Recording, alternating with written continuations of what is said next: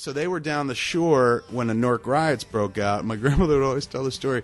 And it was weird because it was this way of her saying of being more liberal than those of her ilk, her age. She was expressing range. She was expressing a own form of liberalism. Yes, but still very, couched in like a... Couched in the time, the era from which she came. So she was like, Mr. Fisher called us up and said, Mrs. Schultz, I don't think you want to come back because we're taking over.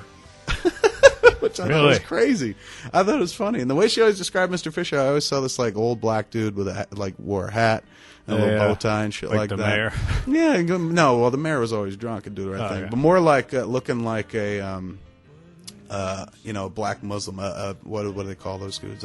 Nation of Islam. Yeah. Like she just, for some reason, she described him as well dressed, and I put my head into that era, especially when I saw like Malcolm X or something like that. I was like, maybe that's what Mr. Fisher looked like.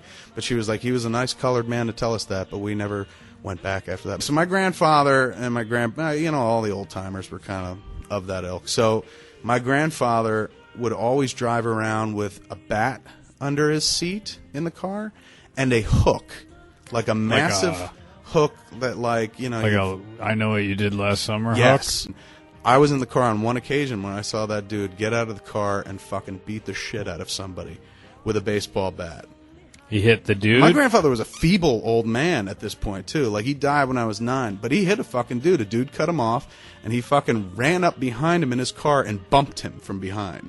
This is my grandfather. Mind you, I just want to say for the record, not blood. My mother was adopted, so there wasn't, no blood relation. And you're 9? Well, he died when I was 9. That had to have happened when I was like 7 or something like that. Me and my brother and my sister were in the car. Okay. And my grandmother's in the front seat. My grandfather's driving because women didn't drive. Yeah. I don't even think my grandmother knew how to drive.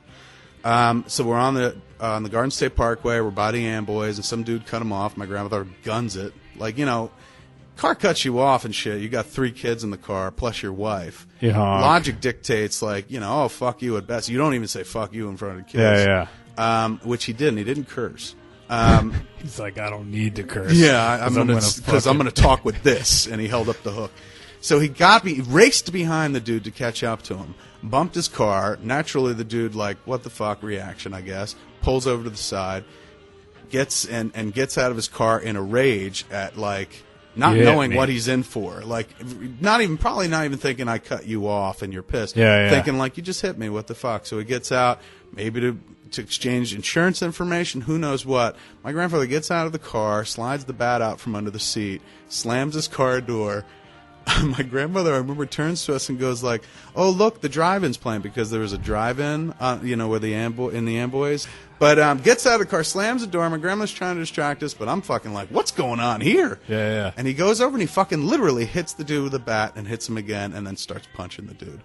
Gets back in the car, hurls his bat into the seat, and we go home. It was so fucked up. What did he hit him in the arm or the shoulder? He hit him if I remember correctly, it's going back, but he hit him in the leg, and then he did it wasn't like a swing and a bat like he was hitting a ball. Did he hit him with the butt of it? Yes, he hit it with the butt. He hit his knee with the butt of it, and then he hit his gut, if I remember correctly, with the fat end of the bat. But he was just one of those dudes didn't have a beer in his hand. Yeah. Which is weird because in today's world it would be like, get him into rehab. He's obviously got dependence issues. But back in the day, you could be a fucking drunk and people didn't say shit. You just didn't get into fights with him and shit like that. He was always loud. I just remember that dude being like, "Don, you gotta let these fucking kids go out and play." And my father being like, "Oh, it's all right, Joe. They're fine on the couch." Because anywhere we ever went as kids, we sat on the couch for like 3 hours. Didn't go out to play. And they lived where my Uncle Joe and his family lived was up in North Jersey in the city. You didn't have fucking a yard. Yeah. Went out and played in the street, and then the car come, you go wait on the curb, and then go out and keep playing in the street. Gotcha. But my parents were like, "Fuck that! You just stay on the couch and shit like that." And we'd be like, "Can we watch TV?" And my parents would shoot us a fucking nasty look. Like if we'd asked to watch TV, they would be like, "I can't do it on a microphone." But I felt it. You felt it, right? This look of like, "Fucking, how dare you?" Why would you ask that? Yeah, just don't embarrass us. Like as if that was embarrassing.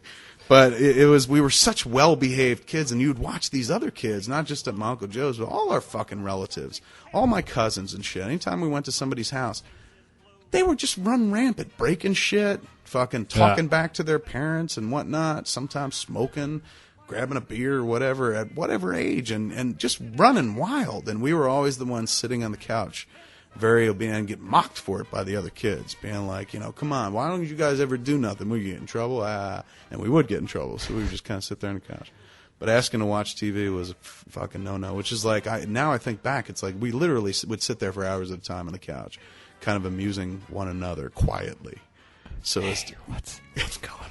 Why is Uncle Joe so drunk? Yeah, he's always got a beer. Oh, God, that motherfucker was, like, just drunk. Always drunk, but not, like, swaggering, passing out drunk. Functioning alcoholic, where, you see pictures, like, of Andy Capp. Yeah. In the comic strips. And he's always got those 3 little circles over his head to signify that he's drunk. That was my Uncle Joe. Big red nose, 3 little circles over his head, always loud. He didn't really interact much with the children, but when he did, he was always yelling, but not yelling at you, but just yelling, because I guess just when you're drunk, you lose your volume control. Yeah. I wonder if, like, someone out there is a drunk now is just like, I gotta build a time machine. To go back to that era where you could get away with being like when it was a better time to be drunk. Yes, where people didn't judge you so much, where you could get in a car and drive 19 children in a van, knocked off your gourd, just fucking pissed drunk without somebody being like, you're under arrest. Drunk in the morning. Oh, it was crazy. All my relatives were kind of nutty, though. I mean, I know everybody's got nutty relatives, but all the ones that stayed up in North Jersey were just real... just fucked up, but in a good way, like where I look back now and I'm like, that was very colorful. Yeah. But not, and racist. It's one thing for the old timers to be like, oh, keep the colors out and shit like that. But, their children grew up within the 60s where, civil rights and the mindset completely shifts. Still. Didn't happen. Didn't change, man. Like, just, no love for anyone that wasn't white, but not in a white supremacist, white power kind of way. Yeah. Just in a that's why I loved The Sopranos so much, because when I watched The Sopranos, it was literally like watching a home movie, but not of my immediate family, like my parents and my brother and sister, but all my extended family. They all lived in North Jersey, and they all talk like that. Anything bad that happened was like, it was probably 2 black guys. Shit like that. There was one episode of The Sopranos where like a couple black guys probably did it, and it was literally like them. Yeah. Just it is such a weird. It's weird watching that show for me, because I'm like, this immediately fucking takes me right back to that fucking world, man. Family barbecue, shit like that.